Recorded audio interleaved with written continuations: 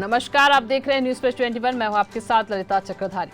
विधानसभा चुनाव की तारीखें जैसे जैसे नजदीक आने लगी है, वैसी ही सभी राजनीतिक दलों की सक्रियता तेजी से बढ़ने लगी है। परंतु जहां कांग्रेस भाजपा के नेता अपनी अपनी टिकट के लिए जोर आजमाइश में लगे हुए हैं, वहीं छत्तीसगढ़ की क्षेत्रीय दल जनता कांग्रेस छत्तीसगढ़ जो कि पंडरिया विधानसभा में एक सशक्त विपक्ष की भूमिका निभाने में मुख्य विपक्षी दलों से आगे रही है, वह आज चुनाव प्रचार में भी आगे दिखाई पड़ रही है।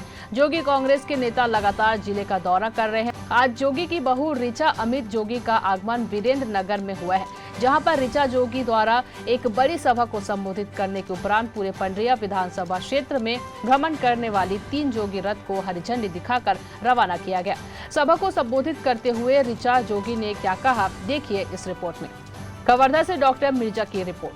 छत्तीसगढ़ के जो बजट है वो कब का होगी। चलो मैं बता देता हूँ, हमारे छत्तीसगढ़ के बजट है 1,70,000 करोड़ रुपया। कब का 1,70,000 करोड़ रुपया।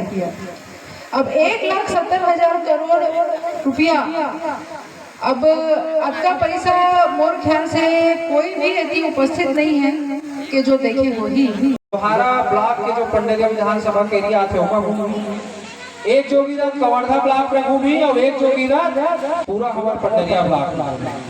ये गांव जाही, लोगों ला बताही, समझाही, शपथ पत्र बांटी और बताही कि ये जो भाजपा और कांग्रेस के सरकार है, जिन 15 साल में रमन सिंह जी के सरकार रही से 5 साल हो गए अपन भूपेश बघेल के सरकार देखा था। ये जो दोनों राष्ट्रीय पार्टी है, ये हमारे छत्तीसगढ़ के छत्तीसगढ़ी हमन पर का करा।